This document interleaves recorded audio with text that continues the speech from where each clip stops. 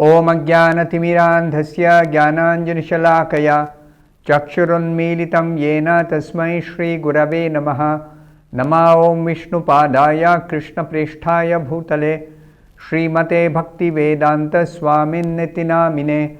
Namaste Saraswate Deve Gauravani Pracharine Nirvishesha Shunyavadi Paschatya Deshatarine. Jaya Shri Krishna Chaitanya Prabhu Nityananda Shri Advaita Gadadhara Srivasadi Gaura Bhakta Vrinda. Hare Krishna Krishna Krishna Hare Hare Hare Rama Rama Rama Hare Hare. Om Namo Bhagavate Vasudevaya Narayanam Namaskritya Naram Chaiva Narottamam Devim Saraswatim Vyasam Tato Jayam Mudirayet. In this session, we continue to discuss from the 19th verse of the 17th chapter of the first canto of Srimad Bhagavatam. This is part 2 of the discussion on this verse. I'll just read the translation of this verse once again, and then we'll discuss the further portion of the purport. The translation of this 19th verse. Some of the philosophers who deny all sorts of duality declare that one's own self is responsible for his personal happiness and distress.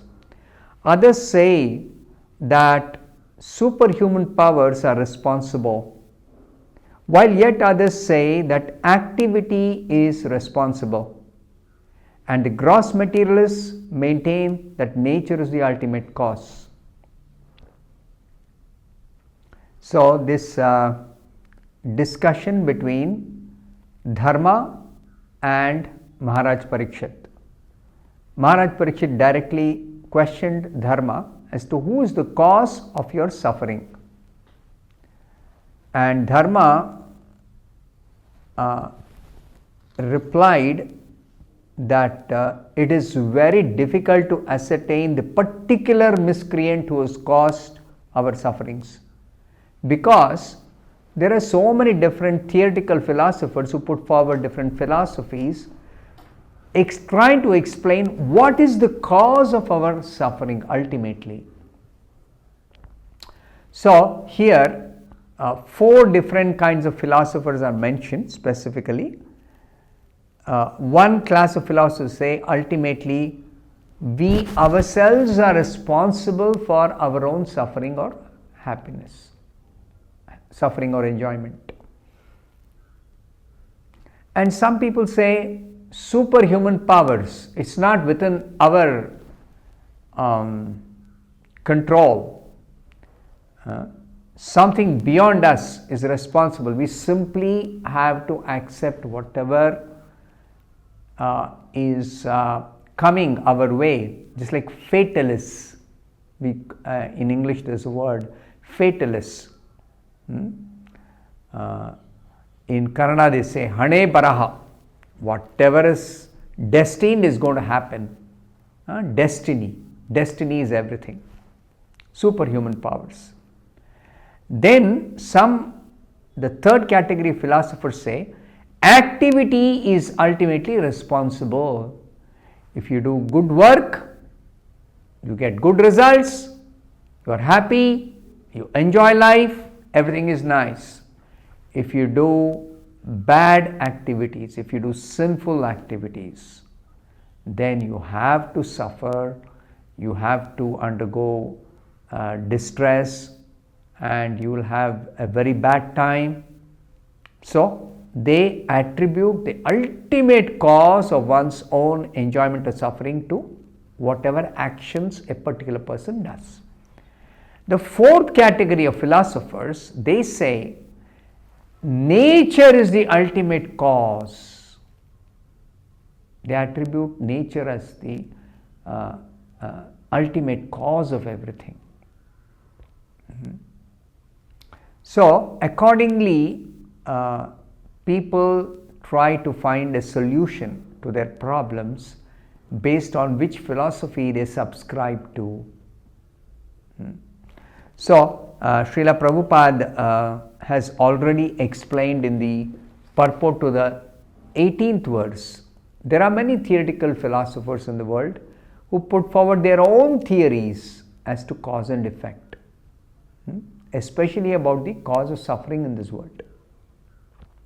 So, in the Vedic tradition, there are 6 great philosophers who have written very elaborate thesis on the ultimate cause of suffering that is there in this world. And those 6 philosophers have been named Kanada, Gautama, then Patanjali, Kapila, Jaimini and Vyasadeva. So now in the previous session I described Jaimini's philosophy of Karma Mimamsa philosophy. And now I will try to describe this atheistic, materialistic Sankhya philosophers. These Sankhya philosophers, the Nirishwaravada Sankhya philosophers, because I mentioned this earlier also, I am repeating, there are 2 Kapilas in history. The recent one is the Nirishwaravadi Kapila, atheist Kapila, who does not accept the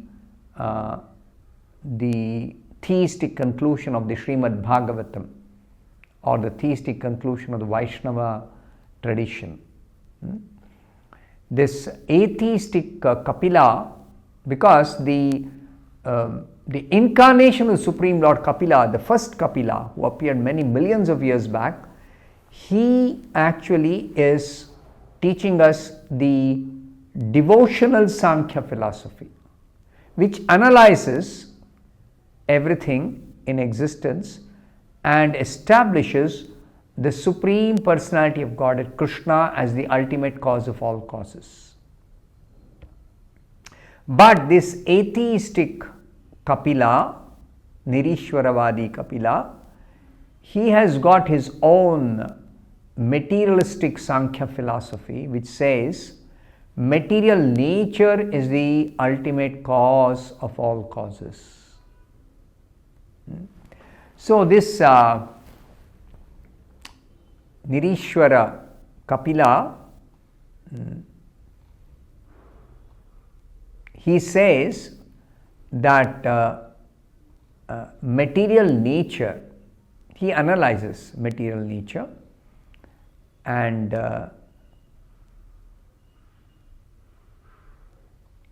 he has analyzed material nature as consisting of 24 elements, which is described by the original Kapila in the Srimad Bhagavatam, the Sankhya philosophy, the devotional Sankhya philosophy, by the incarnation of Supreme Lord Kapila, son of Devahuti.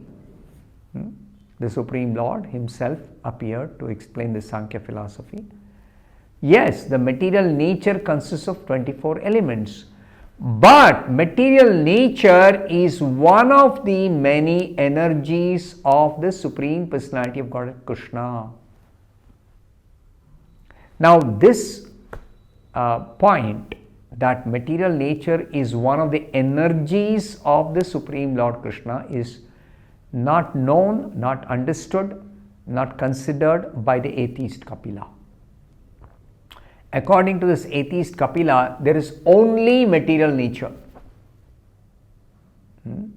Just like we take birth in this material world. So atheist Kapila says we are a product of material nature. That means he does not know anything beyond a person's material body. Of course, this atheist Kapila recognizes there is mind, there is intelligence, there is false ego. But he is unable to go beyond matter because he is a gross materialist. He doesn't understand what is spirit soul. He doesn't even know it exists. And like other atheists, if we say Bhagavad Gita describes there is something called spirit beyond matter, he says, oh, that's all simply your imagination. He'll dismiss that as something imaginary or some kind of theoretical philosophy. According to these atheistic philosophers and according to this atheistic Kapila, atheist Kapila, what exists is what we can perceive with our five senses and with our mind and intelligence. That's all they accept. These atheistic people. So, this atheist Kapila analyzes matter as consisting of 24 elements. What are the 24 elements? First of all, this is described in the Bhagavad Gita by Krishna himself. In the 13th chapter, in the 7th chapter and 13th chapter, Krishna describes, in the 13th chapter particularly, Krishna explains, Mahabhutani ahankara buddhir avyaktamevacha. That Mahabhutani, the five great elements, earth, water, fire, air and sky, these are called the five great elements. And then there are the 10 senses, the five knowledge acquiring senses, Jnanendriya, the eyes, the ears, the nose, the tongue and the sense of touch. Then the five Karmendriyas, or the five working senses, the hands, the legs, the voice, the anus and the genitals. So totally that makes it 15. And then five more sense objects. For the eyes there are form, and for the ears there is sound, for the nose there is smell, different kinds of fragrances or different kinds of smells, and then for the tongue there are different kinds of tastes, and for the sense of touch there are different kinds of feelings of softness, hardness, or whatever the kind of sensation of touch.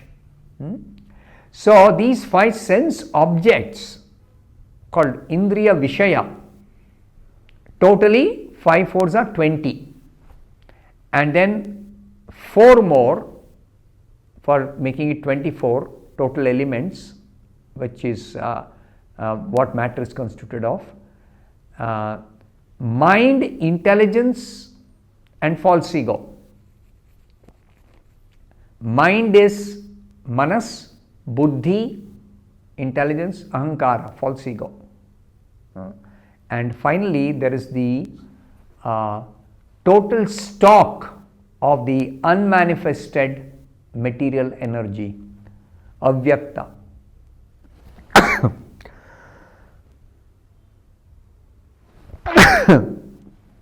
I'm sorry.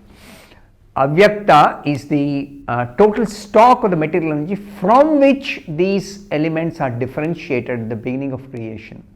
This is what Krishna explains in the Bhagavad Gita, 13th chapter. But this atheistic Sankhya philosophers headed by atheist Kapila, they say this matter is everything. That's all that is there in existence. So matter is manifest as these 24 elements, and these 24 elements combine and so many varieties are produced, and they remain for some time, and afterwards everything is destroyed. So material energy goes back to its unmanifest state, avyakta.